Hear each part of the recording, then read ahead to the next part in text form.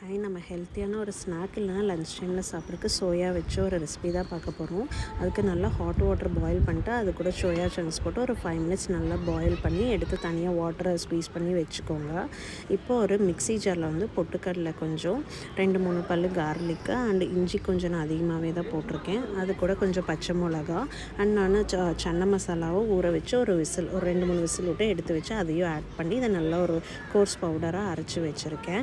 And அதே mixie ஜாரில் நம்ம நல்லா வாட்டர் ஃபில்ட்ரு பண்ணால் அதை ஸ்க்வீஸ் பண்ணி எடுத்த சோயா சங்க்ஸையும் போட்டு நல்லா அரைச்சிக்கணும். பேஸ்ட் மாதிரி இல்லாமல் ஓரளவுக்கு கோர்ஸாக அரைச்சிக்கணும். அதையும் நம்ம ஆல்ரெடி அரைச்சி வச்சுருக்கிற அந்த பவுடர் கூட போட்டு ஆட் பண்ணிவிட்டு அது கூட கொஞ்சம் மிளகா பொடி, மஞ்சள் பொடி, கரம் மசால் அண்ட் அரிசி மாவு பவுடரு, சால்ட்டு. அரிசி மாவு போட்டிங்கன்னா தான் உங்களுக்கு நல்லா ரொம்ப கிறிஸ்பியாக அவுட்டர் லேயர்லாம் வரும், ரொம்ப டேஸ்டியாகவும் இருக்கும். இதை நல்லா மசிச்சு எடுத்துக்கோங்க. எல்லா மிக்சர் கூட பிளெண்ட் ஆகிற மாதிரி. இப்போது